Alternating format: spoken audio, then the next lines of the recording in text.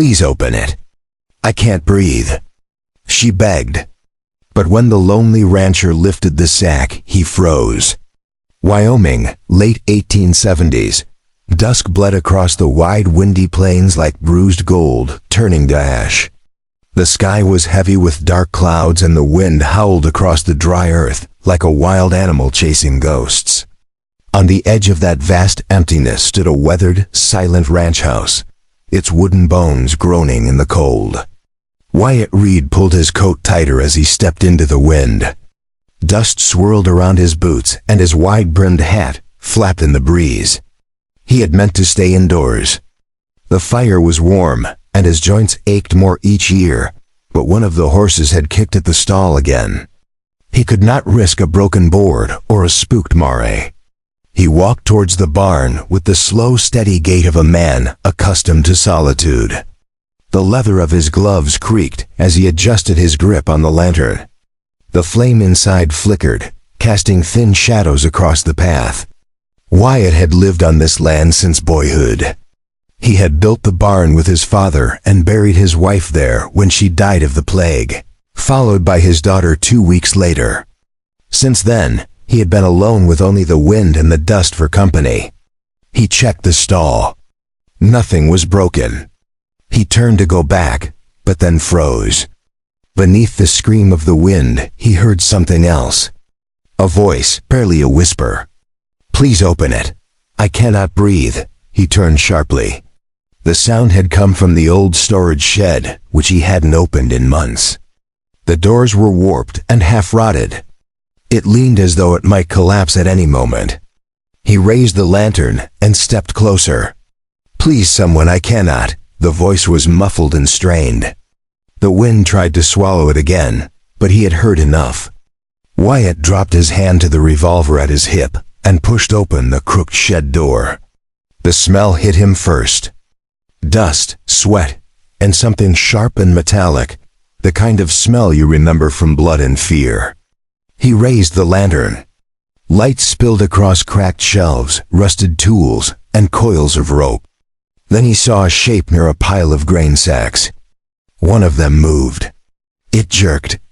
Wyatt stepped forward cautiously, his boots silent on the dirt floor. It wasn't just a sack. It was a person wrapped in a burlap sack tied with rope, squirming ever so slightly. The horse's voice came again, desperate. "Please, I cannot breathe." He set the lantern down and dropped to one knee. His fingers worked to untie the knots. Whoever had done this had meant to keep her hidden. The sack peeled open, and the smell grew stronger.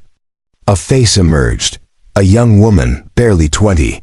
Her skin was covered in bruises and her lips were cracked. A filthy cloth was tied over her mouth and her head was still covered.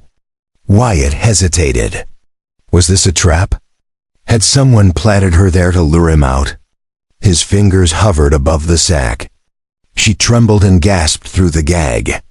Her body was thin and battered. Slowly, Wyatt reached out and pulled the cloth from her mouth. She coughed hard, the air scraping her throat like sandpaper. Her eyes fluttered open wide and frightened, impossibly blue. They locked on his. "Please," she rasped. "Don't let them take me again." Wyatt's chest tightened.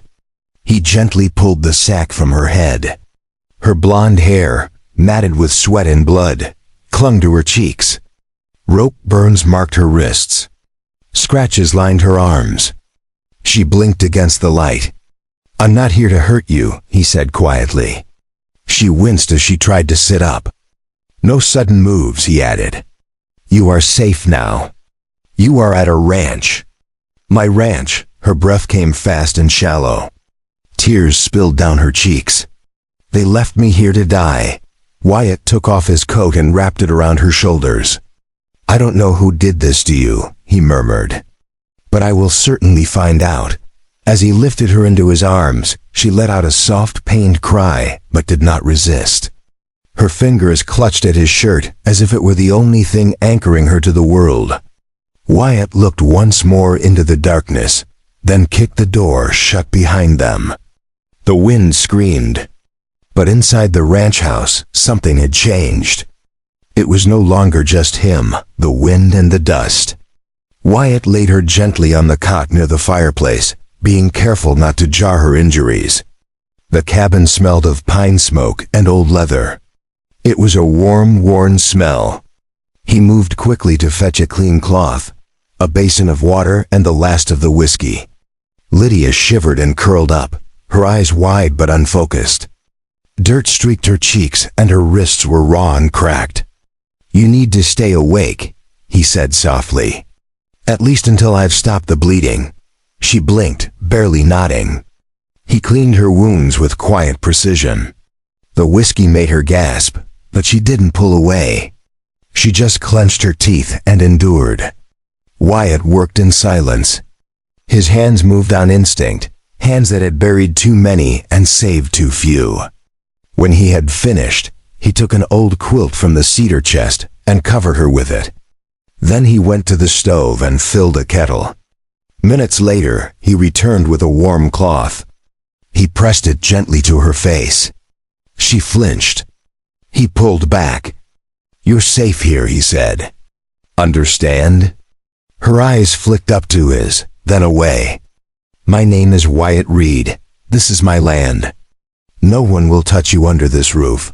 She whispered something, barely more than a breath. "What was that?" "Lydia Sawyer." He nodded. "All right, Miss Sawyer, try not to move." She exhaled shakily.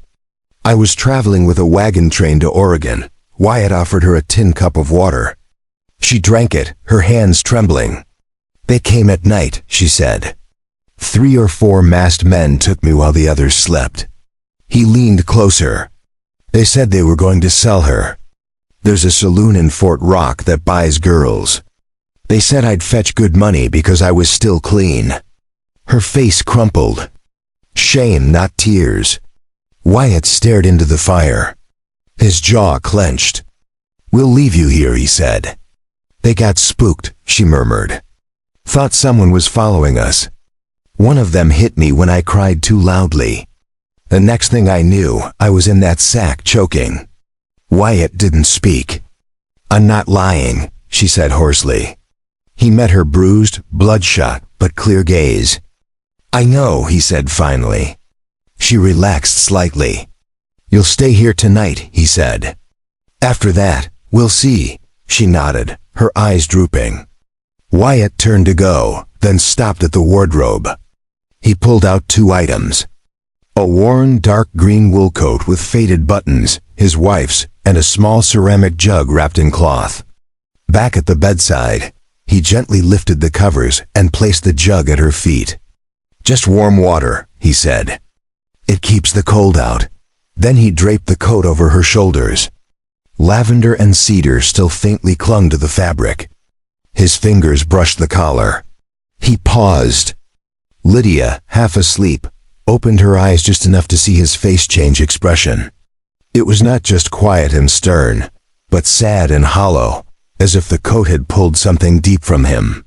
He held it for a moment too long, then let go. Wyatt pulled a chair close to the cot and sat down with his elbows on his knees. "You don't have to stay," she whispered. "Yes," he replied quietly. "I do." He didn't sleep through the long hours. He watched the fire flicker and listened to her steady breathing. He adjusted the kettle when it hissed too loudly and smoothed the blanket when she stirred. At one point, she murmured something in her sleep. Maybe a name or a prayer. Wyatt didn't ask. He just sat there with his hands folded over the brim of the mug in his lap. By dawn, the wind had eased. Pale light crept across the floorboards. Lydia slept deeply now, her hands curled in the sleeves of a coat that didn't belong to her. Wyatt Reed, who had experienced more loss than most men could bear, sat silently in that wooden chair, daring the past to try again.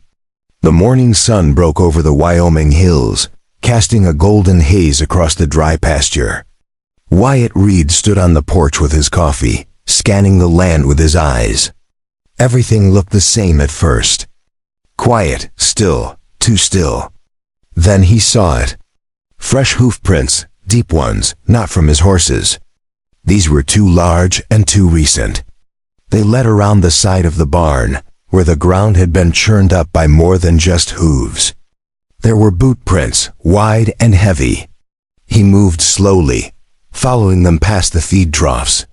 His breath caught as he rounded the edge of the paddock. In the dirt lay a dead dog, a mangy stray that had been hanging around for weeks, sniffing out scraps. Its body was limp and twisted, with a clean bullet hole between its eyes. Wyatt knelt beside it, his jaw tightening. Whoever had come through last night hadn't just passed through. They sent a message. He stood up, narrowed his eyes, and followed the tracks around the property line near the cottonwood trees. Something caught his eye. Burned black into the bark of the largest tree was a crude symbol, a letter. Wyatt's blood ran cold. He had seen that symbol before, years ago, on bounty posters and in whispers around town. It marked the Redmouth Riders, a gang known for trafficking women across the territories. They were ruthless and organized, and rarely caught. They were claiming what they wanted. Lydia Wyatt turned and walked quickly, her boots kicking up dust. Inside the cabin, she sat on the cot, wrapped in a green coat. Her eyes were clearer this morning, though dark circles still marked her face. He entered without a word and grabbed a lantern. "Put your shoes on," he said. She blinked. "What?" "We don't have time." She struggled to her feet and obeyed. "What is it?" "They were here last night, around the barn. They left me a message." Fear sparked in her eyes. "They know." He didn't answer. He just handed her a shawl and motioned for her to follow him. They crossed the yard in silence. Lydia limped slightly, but kept up. Wyatt led her behind the main house towards the old hay shed. Dust choked the air as he pulled open the doors. Inside, the smell of dry timber and oil hung in the air. At the back, behind a stack of crates, there was a trapdoor. He knelt down and pried it open to reveal a narrow staircase leading underground. "What is this?" she whispered. "Storm cellar," he replied. "My family built it when the war came close. They kept supplies in it and hid in it when things got rough." He lit the lantern and held it out. "You'll stay down here, at least until I've figured out our next move." She hesitated. "I've been locked away enough." Wyatt looked at her, his voice low. "This isn't a prison. It's a shield. You said they'd come for you." She swallowed hard, then nodded. She climbed down slowly. The cellar was small but dry and lined with shelves, with an old cot in the corner. Wyatt climbed down behind her and placed the lantern on a crate. He checked the door again, then stood in silence for a moment. "I've escaped before," she said quietly. "Twice." He turned to her. "The first time, I broke a bottle and ran. I got 2 miles before they caught me. They beat me so badly that I couldn't walk for days." Her voice cracked.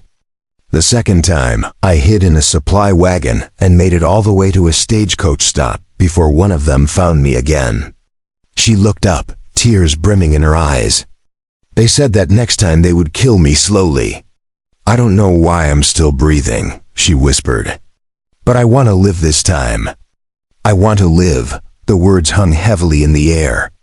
Wyatt stepped forward, unhooked his old revolver from his belt, and placed it gently on the shelf beside the cot. Without saying anything, he placed it gently on the shelf beside the cot. "If anyone comes down those stairs who isn't me, shoot." Lydia stared at the weapon, then at him. "I don't know how," she said. "You'll learn." He paused. "And if you don't, scream. I'll hear you." For the first time, she almost smiled. He reached into his coat pocket, took out a small tin of jerky, and left it on the shelf. "I'll check in every hour. I've locked the trapdoor from the outside, but I won't be far." Then he turned and climbed the steps, closing the hatch behind him. Above, the wind had started up again, wild and dry, hissing through the fields. Wyatt bolted the doors, leaned against the frame, and stared out over the land he knew so well. This wasn't random. This was war. The wind had calmed by late afternoon. The sun sank low, casting long shadows over the dry fence posts. Wyatt was mending the gate near the corral when he saw dust rising on the southern road. 3 riders. They rode slowly and deliberately. Not like men passing through, but like men who already knew where they were headed. Wyatt stood up straight and wiped the sweat from his brow. He watched them ride in, their boots heavy in the stirrups and their eyes hidden beneath wide-brimmed hats. The one in the middle lifted a hand in mock greeting. "Even, friend." Wyatt didn't answer. They stopped just short of the porch. "We're looking for someone," said the middle one. A young woman with brown hair might have passed this way. "She doesn't talk much," another added with a grin. "But her family owes us." Wyatt's voice was low and cold. "You're her kin," the older rider spat. "Blood or bond?" "It doesn't matter." Wyatt stepped forward. "Don't stuff a girl in a sack and beat her half to death, kin." The middleman's eyes narrowed. "You're making some bold assumptions." "I saw the bruises," said Wyatt. "I heard her beg for air." "If that's your idea of family, I'd hate to see your enemies." The youngest rider shifted. His hand brushed his belt. "You best watch yourself," the old one growled. "That girl belongs to us."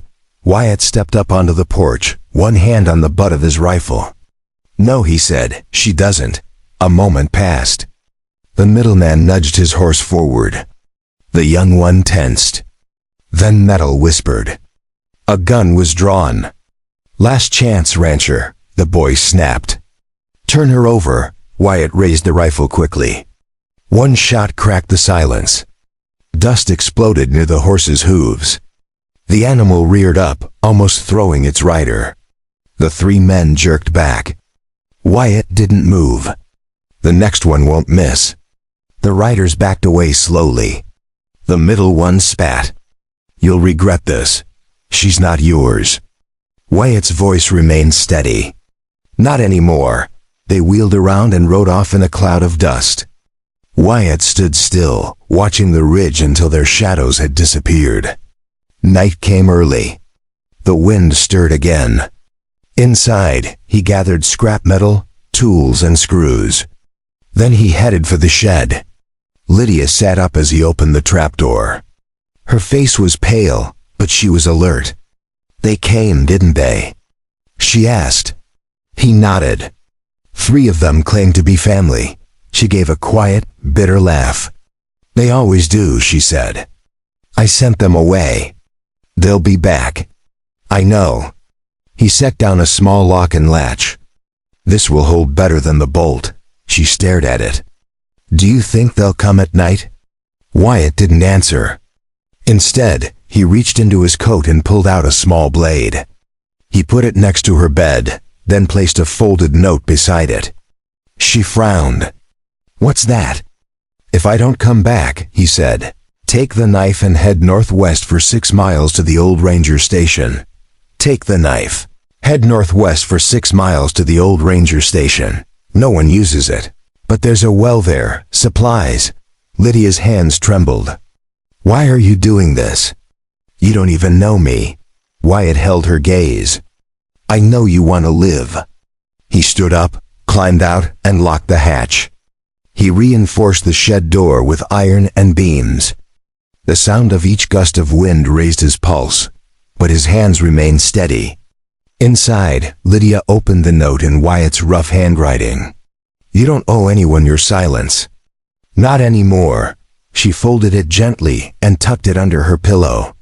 Then she lay down, one hand resting on the knife, not out of fear, but out of readiness. Above, the moon rose sharp and cold. On the porch, Wyatt sat with his rifle across his knees, his eyes fixed on the darkness. The storm came fast and without warning. By twilight, the sky above the plains had turned a deep, furious black. Thunder cracked like gunfire across the hills. The wind howled and clawed at the ranch house, rattling every window and board. Wyatt was still outside, fixing loose planks on the northern fence line. He had told Lydia to hide, bolt the trapdoor, and not come out until he returned. But storms had a way of disrupting plans. In the cellar, Lydia sat curled up under a scratchy blanket, clutching Wyatt's note in one hand. Rain pounded the roof like 1,000 fists. The lantern beside her flickered with a dying flame. Her throat ached with thirst. She hesitated, then made her way up the narrow stairs. The kitchen was dark and cold. Wind rushed down the chimney, rattling the pots. She quickly moved to the counter where Wyatt had left a jug and a cup. She lifted the cup to her lips, but then heard it crash and glass shatter. The east-facing window had burst open, sending shards of glass across the floor. Lydia froze, the cup slipping from her hands. Then she heard footsteps inside the house, heavy and deliberate.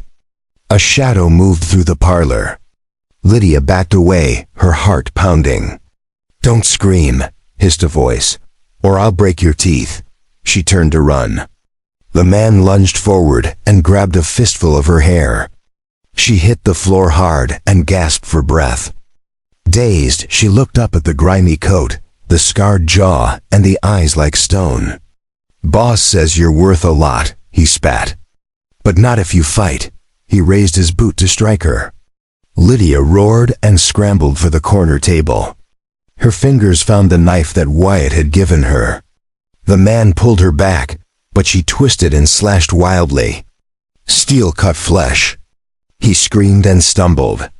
She tried to get up, but a sharp pain shot through her ankle as she lurched towards the table. He was on her again, swinging the knife. She dodged and slashed again. He grabbed her wrist and slammed her into the wall. "Dumb girl," he growled. "You think this ends with you walking free?" He raised a fist. "Oh!" The front door burst open. Lightning lit up the room. Wyatt stood there, soaked to the bone and holding his rifle aloft. Without a word, he fired. The bullets hit the intruder in the shoulder, sending him spinning into the hearth. The man groaned and clutched at his wound. Wyatt stepped in, his rifle steady. "Move again," he said in a low voice. "And you'll leave in a box." The man froze. Wyatt turned to Lydia. "Can you walk?" She nodded weakly. He helped her up and let her lean into him. She winced with each step. In the bedroom, he gently laid her on the bed. Her clothes were torn. Her lip was bleeding and her ankle was swollen. "Let me see," he said. He knelt beside her and brushed her hair from her face. "You did well, you held your own." Her voice trembled. "I thought I was going to die." "You didn't," he replied quietly. "You're safe now." He pulled a tin box, rags and whiskey from the dresser. He cleaned her cuts, then turned to her ankle. He needed something stronger than a cloth. At the foot of the bed was a cedar chest.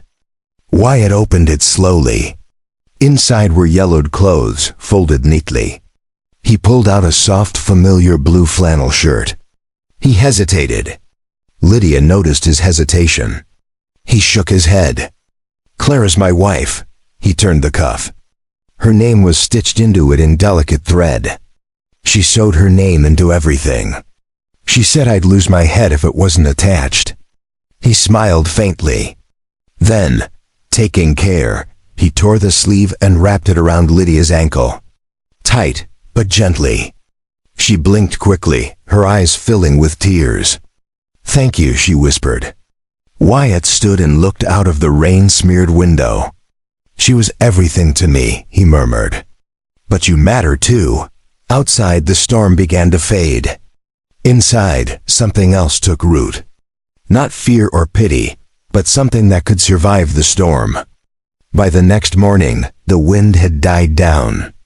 The rain had passed, leaving the Wyoming plains soaked and quiet.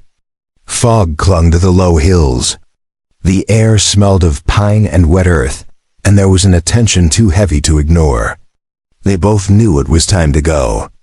Wyatt didn't say much.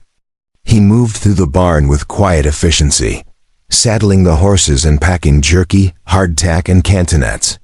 He folded a map of the surrounding area and traced a route northwest with a calloused finger. Lydia stood near the door, watching. Her ankle was tightly wrapped in Clara's old flannel. She still limped, but pain no longer marred her expression. Determination did. Wyatt fastened the saddle straps and looked up. "You'll ride the Black Mare," he said. "She's steady and doesn't spook easily." Lydia nodded slowly, then hesitated. "Why are you doing this?" she asked. Wyatt looked at her, his eyes calm. "Because if I don't," he replied simply, "no one will." There was a moment of silence between them, but it was a silence of understanding, not doubt. They rode out at dawn. The road ahead was broken and rough, winding through dry creek beds and over jagged ridgelines. Lydia leaned low over the saddle, gripping tightly. Wyatt led the way, his rifle strapped across his back and his senses on edge. By midday, the sun was beating down. They passed no travelers. Only crows circled high above them, gliding on the wind like omens. They stopped briefly in the shade of a sandstone bluff to rest the horses. Wyatt studied the map again, sweat streaking his temple. "If we can make it through Dry Gulch by nightfall," he muttered, "we'll be halfway to the forest trail." Lydia handed him water. "Is it safe?" He gave a rueful smile. "Nowhere is." They rode on, but as they entered the narrow canyon carved into red stone, Wyatt slowed down. Something felt wrong. The birds had disappeared. There was no wind or rustling. Just silence. Then came gunfire. A crack like lightning. Wyatt cried out. Blood bloomed across his shoulder as he lurched backwards, almost falling from the saddle. His horse reared up and screamed. "What?" Lydia screamed. 3 men emerged from the rocks, 2 on the ledge with rifles drawn and 1 blocking the path ahead. Their faces were cruelly familiar. The scarred man who had attacked her in the house grinned. "Thought you could run, sweetheart." Lydia's pulse thundered. Wyatt slumped sideways, barely conscious. Without thinking, she grabbed his reins and urged her horse on. They bolted sideways down a narrow cleft in the gulch. Bullets flew past them. One ripped through her sleeve. She didn't flinch. Her only focus was on getting Wyatt out. Behind them, there was shouting and the sound of hooves pounding. She ducked beneath a fallen log and pulled Wyatt's horse with her. The narrow path twisted behind a wall of stone. Once out of sight, she dismounted. Wyatt groaned and collapsed into her arms. "Hisi," she whispered, dragging him behind a boulder. His face was pale. Blood soaked his shirt. He pressed a cloth to the wound, his hand trembling. "Stay with me," he blinked slowly. "You ride like hell." "You're not dying," she snapped, tearing open his shirt with shaking fingers. "I wasn't planning to." He gave a weak smile. She ignored it.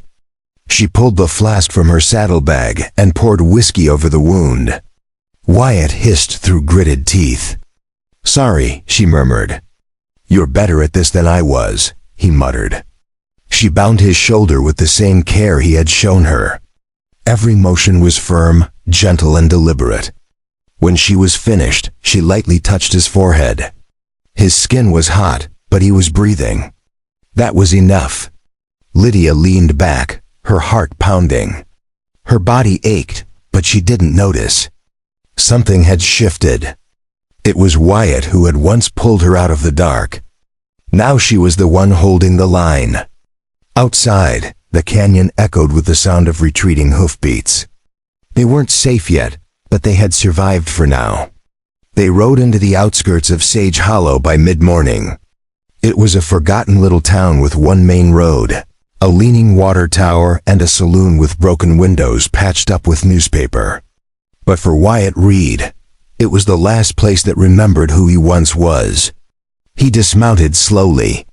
His shoulders were still stiff from the wound. Lydia helped steady him. Her clothes were dusty, and her face was set with quiet resolve. "We'll find him at the sheriff's office," said Wyatt. Lydia nodded. The building was small and made of wooden slats. There was one barred window and a star-shaped sign hanging half loose on the door. Inside, the smell of tobacco and worn leather hung in the air. Behind the desk sat a broad-shouldered man in his late 50s with gray temples and sharp eyes. He looked up. "Well, I'll be damned," he muttered. "Wyatt Reed, crawling out of the dirt."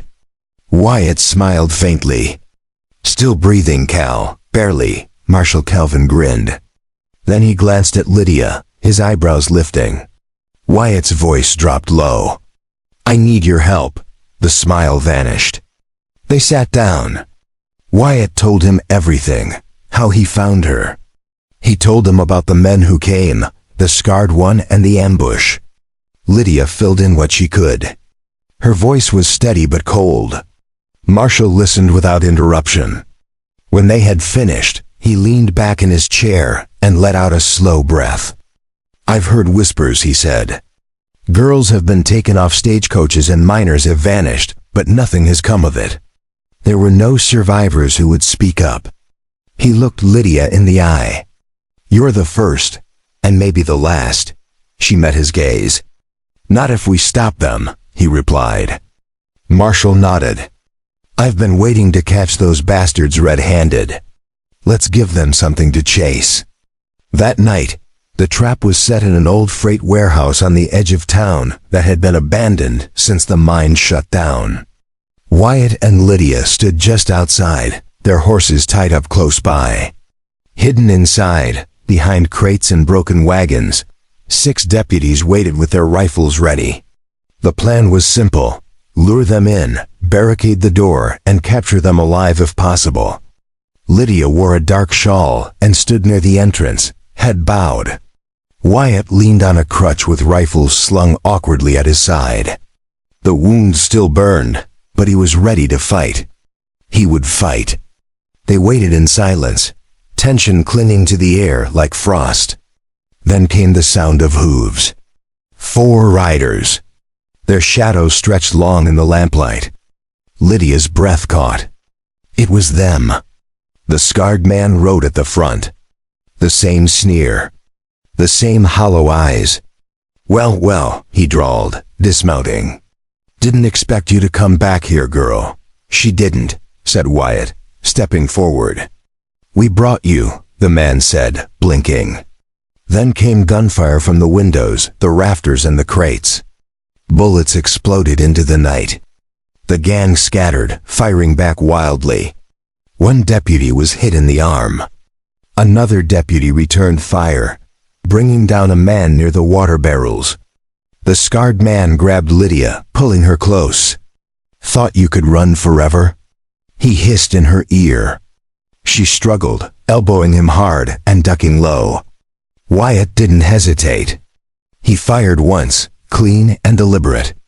The scarred man staggered back, clutching his side. Another man tried to flee through the loading door. Marshall tackled him head-on, fists flying. 2 riders escaped, galloping into the darkness. But it didn't matter. The ring was broken. The fight was ending. The scarred man collapsed against the wall, blood pooling beneath him. Lydia approached slowly. He looked up at her, his face pale and his lips twisted. "You are the last one," he rasped.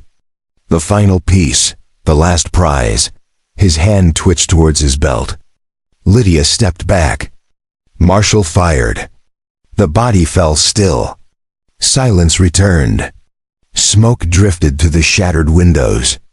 A lantern swung on its hook, creaking. Lydia stared down at the man who had haunted her dreams. She didn't feel triumphant. She felt released. Wyatt limped over to her, gently placing a hand on her shoulder. "It's over," he said. She looked at him, her eyes full of something new. Hope. Several weeks had passed. The courtroom in Fort Rock was small but packed. Dust motes danced in shafts of light, and the judge's gavel echoed like distant thunder. Lydia sat in the witness chair with her back straight and her hands clenched in her lap. Her voice trembled at first, but her eyes held firm. She told them everything, what had been done to her. The sack, the bruises, the escape. When Wyatt Reed stood beside her and gave his own testimony in a low, clear, and unwavering voice, the room fell silent. The defendant was exposed. Arrests followed across 3 counties. Their leader, the scarred man, would never speak again. Justice had been slow in coming, but it had come at last. Afterwards, the district marshal offered Wyatt a position in the forest rangers again. He declined. "I've had enough of chasing ghosts," he said. "It's time I went home." This time, however, he wasn't going alone. Spring came late to Wyoming that year. The snow melted slowly, but when the grass appeared, it was lush and green, soft under bare feet. Wyatt was on the porch, mending the old rocking chair. A tin of nails rested beside him, and he hummed softly to himself. The front door creaked. Lydia stepped out barefoot, wearing the faded shirt that he had once used to bandage her shoulder. Now sunflowers were stitched unevenly into the sleeves, bright and full of life. She held a folded piece of paper in her hand. Without a word, she placed it in his palm. It was a marriage certificate, already signed. Her voice was quiet but steady. "We could start over," she said. "If you want." Wyatt didn't answer at first. He just looked at her. He took in the way her hair caught the light, and how the lines of fear had faded from her face. He put down the hammer and pulled her into his arms. There were no words, just the kind of long, steady embrace that says, "You're safe now. You're home." The wedding was simple. A few close friends. There was music from a fiddle that someone had dug out of a barn. Children threw wild flowers. The old folks clapped along to the beat. Above them, the wide sky turned golden. The hills glowed like painted silk. Lydia rode beside Wyatt on a bay mare. Her dress was light, and her smile was brighter than the morning sun. People called out blessings, but the only words that mattered were his. As the sun dipped low behind the ridge, he leaned in close and whispered, "That first night, when you called out from the sack, all I heard was fear." He brushed a lock of hair from her cheek. "But now I hear home." Did your heart ache when she whispered, "We could start over"? And if you felt your breath catch when he said, "Now I hear home," then go ahead and tap that hype button. Because sometimes, in the Wild West, it's not the gunfights that are the wildest parts, but the quiet moments when someone chooses to stay. Subscribe to Wild West Love Stories for more tales of grit, grace, and second chances under the open sky. There are new stories just over the next ridge. See you on the trail, partner.